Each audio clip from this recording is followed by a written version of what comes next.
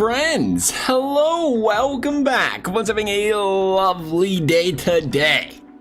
We are flashing it back. Got the suggestion from the Leafs fan. Lovely name. Might be a Leafs fan. Might be why part of the reason he wants to see this video. May just be interested in it. I'm interested in it. I like it. I like the idea. We did this years ago. The fact that he remembers this, I just appreciate that, because crazy that, you know, anybody remembers this stuff we was doing, you know, 3 weeks ago, let alone a couple years ago. So I appreciate you. But we're doing a team build of a team where the Toronto Maple Leafs are all enforcers, and this is what the team looks like. We have to show you the team because look at this. Matthews 91, Marner 85, Nylander 85, Max Domi 82. This is important to know because I don't think it did this in the past. It certainly does now, just to show you everybody the enforcer. But look at this real quick. I have to show you all the difference in this. This to me is wild. I don't think in the past it did it. Not to this extreme. This is the Toronto Maple Leafs player overalls with their regular player type. Matthews 95, Mitch Marner 92. Bobby McMahon, it's the lovely 78, best player on the team. But just real quickly, looking at Matthew's stats, 90, 87, 82, 94, 90 on the passing, 94 on the puck control. You look at his speed, 89, endurance, 88. Let's look at the body taking, 84.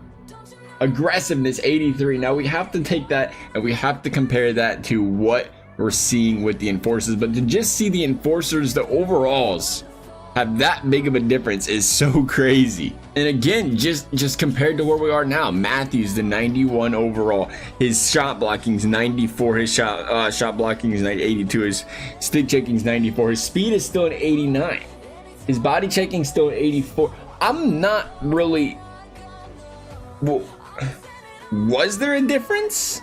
I'm not seeing how this dropped his overall 4 points because his shot is still stellar, right? Was it higher than the 97? I know his speed hasn't changed, his body checking hasn't changed, but the overalls most certainly have. I would imagine Mitch Marner was still rocking a 94 by 94. I cannot remember. We're gonna look it up. We're gonna go back to the tape, but I'm saying right now that the overalls changed, but the stats didn't, which is wild to me. Nonetheless, we wasn't expecting the overalls to change just based on their player type anyway. So we'll see. And will they become a more physical team? This could be a really good thing for the Toronto Maple Leafs. When you think about it, this team struggles to get out of the first round, struggles to get out of the second round. But now you're all enforcers. You're still elite dominant team, still elite dominant players. But now you're all enforcers. You play a more physical style of hockey, something that translates so much better entering the playoffs. Will the Toronto Maple Leafs get there though? Because they are losing a lot of hockey games to start this season. There they go, starting to figure it out. 5-3, 5-4.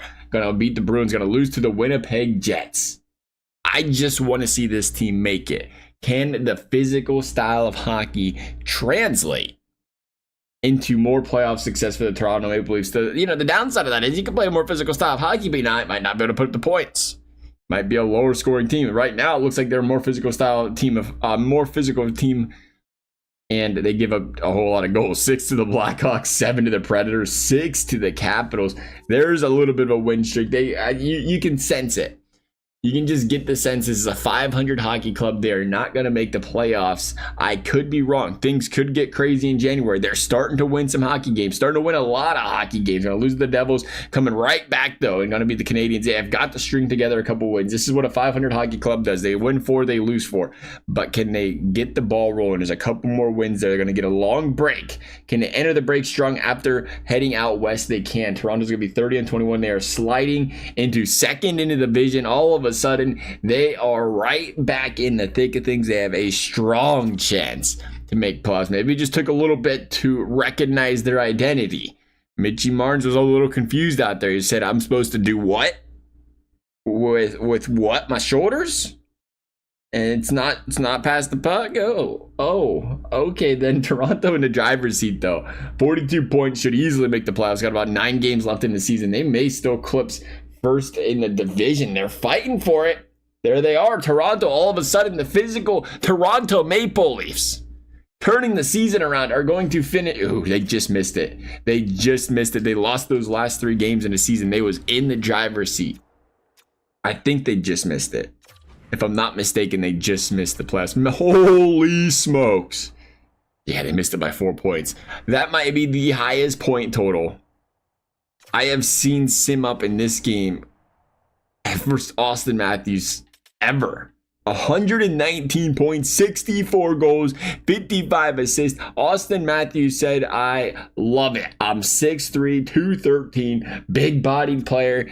Throw all the enforcer action right at me. 96 hits on the season. He did keep the player type. For some reason, I had to look and think, hey, I mean, played 18 minutes a night. That's crazy. Put up those kind of numbers playing 18 minutes a night is something else. This team excelled. Plus 52, plus 44. Tavares, plus 51. Played a little center, a little right wing. Nylander, minus 2, 53 points. Didn't get to play as much with the boys the way it sounds. 26 penalty minutes, 46. I mean, the penalty minutes, they was there. It took a little bit. You're going to do that as an enforcer. Is there a fight statistic? Do we got a fight statistic in this game? Takeaways, giveaways, fights, we do. No fights. Bunch of enforcers. They still ain't fighting. We got 2 fights on the season. Minus Ryan Reeves, he was out there taking the blows for the team. Took 11 of them for the team this season. But hey, that's the Ryan Reeves special. You know, that doubles the goals to assist in the ratio. Scores a lot of fight wins, if that counts for anything there. The 30-year-old grinder for the team. You got to have one. Everybody needs one. Somebody to stick up for the team. Didn't get to see how the goaltenders played. I would imagine we got some stellar goaltender play. I would imagine Auston Matthews led this league. We did. Stolarz was great, 924. Wall was 900, 316, playing half the season. At some point, what's crazy is Wall ended up with more wins and a better win-loss with a 316 goals against. It's crazy how that works sometimes, especially in sports where teams, they just produce better without certain people. You know, whether it be a pitcher that's bad, they produce better. Whether it be a goalie that's bad, they just produce better. Something about it.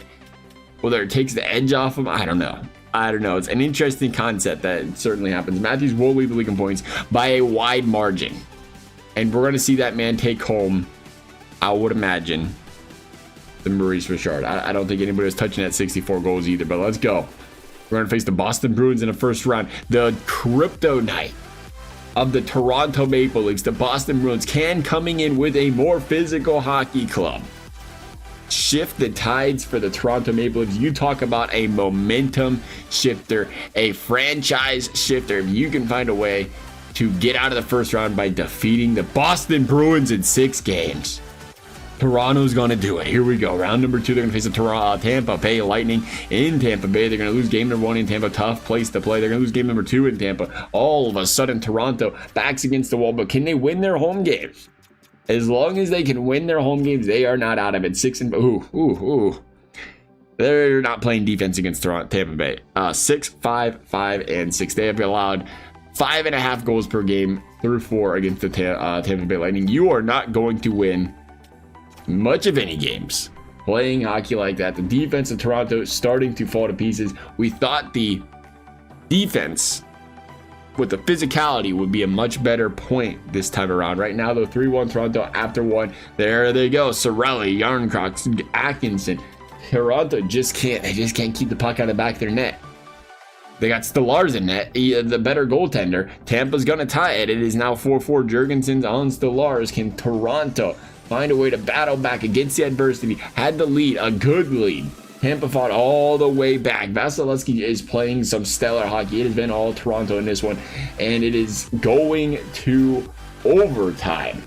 Next goal wins, continuous OT, 37 shots for Toronto, 35 for Tampa Bay. That is the goal screen. We would like to see some shots. It is all Tampa early. Big save by Vasilevsky, and that is going to do it.